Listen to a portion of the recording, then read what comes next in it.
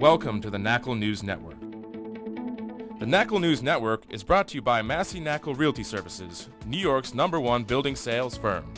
Hi, I'm John Hageman, Sales Team Manager for Massey Knakal. Welcome to the Knakal News Network. Today I'm here with Bob Knakal, Chairman of Massey Knakal, and today we're here to talk about how technology has changed the commercial real estate business over the last few decades. So Bob, tell me what's different from the time you started in the business about 30 years ago. Well, this is going to sound a little bit like the story of the guy who walked uphill to school and uphill back from school every day, but no, I've been doing this almost 30 years, and it really is just amazing how technology has changed.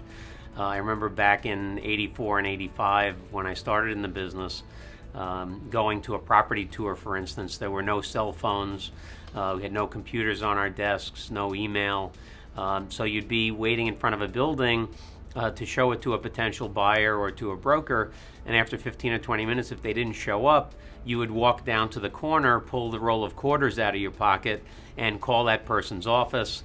Often they wouldn't pick up, and you didn't know what to do, so you went back to your office, wasting an hour of time. So with the changes in technology, you'd think that more business or more buildings are selling now than they were before.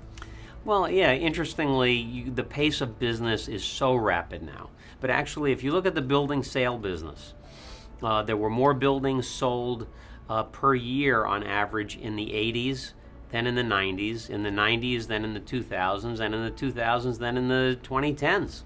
So each decade we've actually seen a reduction in the number of properties sold. But I think what technology has done is it's given tremendous power and leverage to people in the industry. And so there are fewer people that are doing more transactions. Look at our team, for instance. We do about 100 transactions a year. Back in the 80s and 90s, you were lucky to do 20 transactions a year. And technology really has made the market a lot more efficient. Efficient in what ways? Well, for instance, if we had a prime property for sale in the 90s, you'd be lucky to get 8 or 10 offers.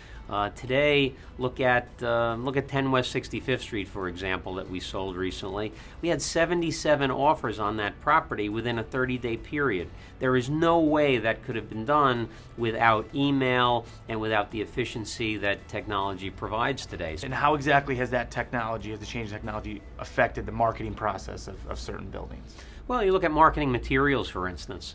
So each marketing package was about 200 pages. We had 4 properties we were selling, so we had 800 pages of marketing materials for that particular assignment, and we did dozens of copies of those, so we were killing a lot of trees.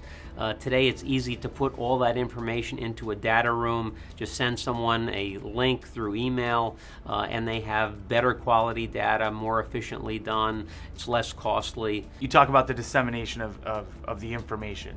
Tell us about the pre-email days. Well, before we had email, everything was done by hard mail, and I remember the days when Massey Knakal used to send out about 3 million pieces of mail a year.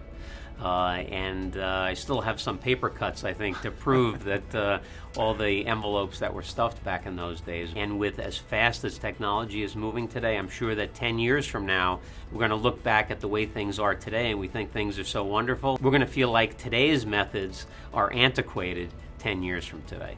In summary, technology has dramatically changed the way the commercial real estate business is done. As recently as 30 years ago, there were no cell phones, no computers on desks, no fax machines, and no email.